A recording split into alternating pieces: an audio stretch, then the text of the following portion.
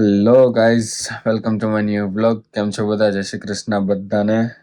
નિંદરમાં છું બવજનો, કેમ કે સવારમાં ઉઠવું આપણા માટે નવું છે. મજા ના આવે.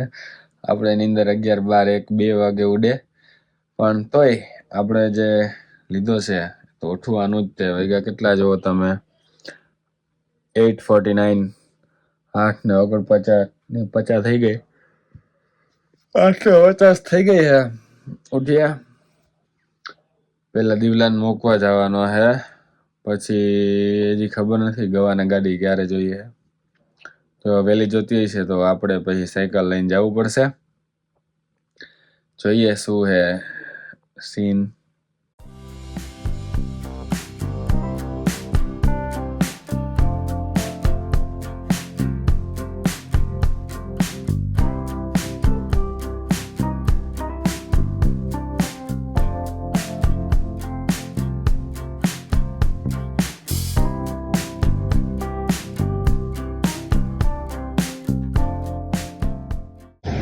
હા તો ગાઈઝ, વિડીયો ચાલુ કર્યો ત્યારે હું બહુ જ નિંદરમાં હતો, ખતરનાક. આંખો બંધ થઈ જતી હતી, પણ આપણે નિયમ લીધો છે કે 9 વાગે ઉઠવાનું, એટલે ઉઠવાનું. ઉઠાઈ જાય તો એમ અલગ આરામથી નિંદર ઉડી જાય એટલે ભાઈ ઉઠી જ જવાનું, એમ પાછું નહીં આવવાનું. પહેલાં મારી એવી આદત હતી કે અલાર્મ વાગે તો બંધ કરીને પાછો હોઈ જતો. હવે એવું નહીં થતું અને નહીં કરવાનું. નહીં કરીએ એવું. જેવું ચાલે છે એવું ચાલવા જ દઈશું. આપણે 9 વાગે ઉઠી જ જવાનું, બરાબર. કાલ રાતે તે મારો બ્લોગ એડિટિંગ ને એ તો બધું 2:30 વાગે પતી ગયું હતું. નીંદર મને 3:30, 4 વાગે આવી હતી, બટ ધીમે ધીમે એ બી થઈ જશે. આપણને પેલી નીંદર બી આવવા માંડશે, બરાબર હે. કન્સિસ્ટન્સ રહેશું એટલે બધું થઈ જશે. બાકી આજે એમ તો મારે જીમ પ્રોપર ધીમે ધીમે આરામથી ને એમ કરું ને તો 11 વાગ્યા સુધી ઘરે પહોંચું, પણ આપણે પહોંચવાનું 10:30, એટલે થોડુંક જલ્દી કરીએ. દીવલાને ઉતારી દીધો છે મેં, અને હવે આપણે જઈએ જીમમાં. આજ ફટાફટ પતાવી અને ગવાને ગાડી હેન્ડઓવર કરી અને 10:30 જવાનું છે, બરાબર. જો ધીમે ધીમે કરવું હોય, ફટાફટ ના કરવું હોય, બરાબર, તો આપણે પછી આપણી રામપ્યારી સાયકલ લઈને આવવું પડે, જે હું ઈચ્છતો નથી. ઠંડી આજે જો કે ટેમ્પરેચર પ્લસમાં છે. આજે 11 ડિગ્રી સુધી જવાનું છે.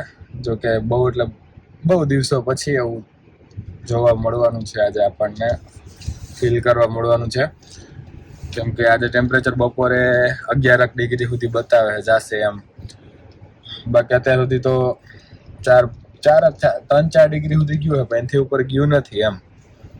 આજે સારું છે. રેસ્ટોરન્ટે સારા ઘરે ઘરાકી આવશે, થોડીક મજા આવશે કામ કરવાની.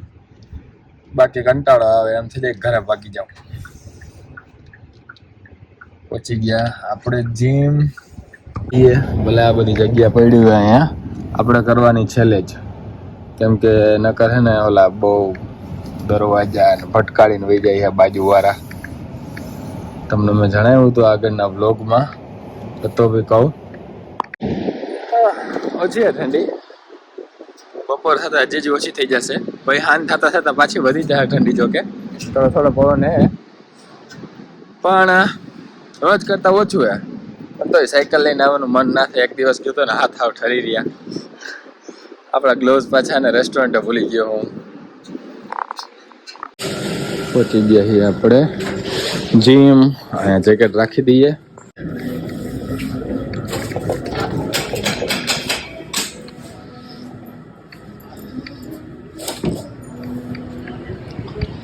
હા, ઠંડી તો ઓછી હે, પવન હે થોડો, પણ ઠંડી ઓછી હે. હાલ આમ તો તડકો બડકો નીકળ્યો તો મજા આવે.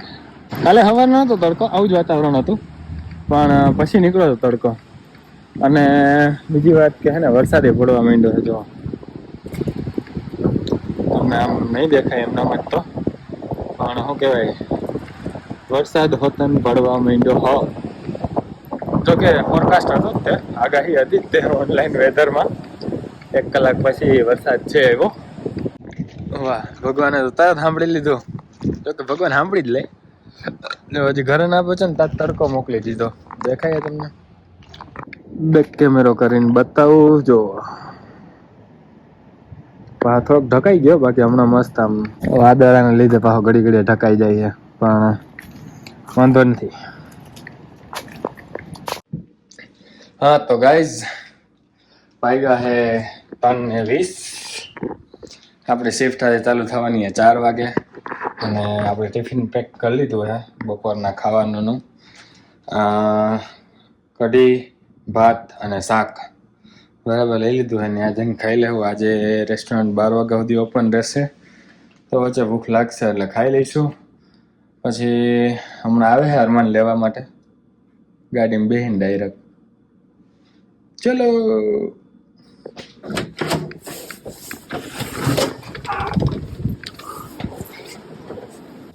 ઠંડી એટલી બધી કઈ ખાસ નથી દેખાઈ રહી.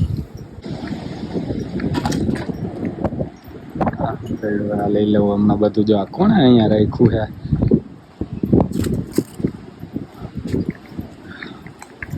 અહીંયા ઢાંકણું પડ્યું છે.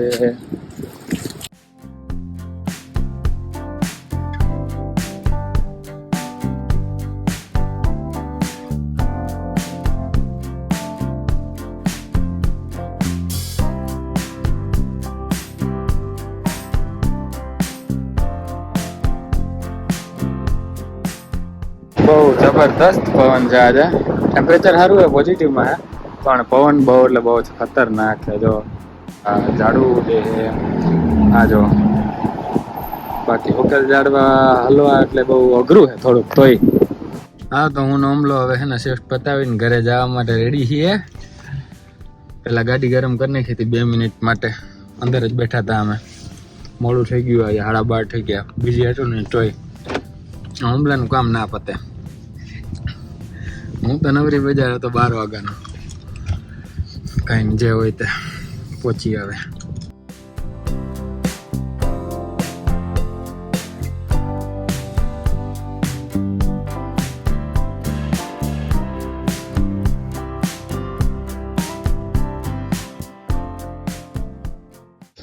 પહોંચી ગયા.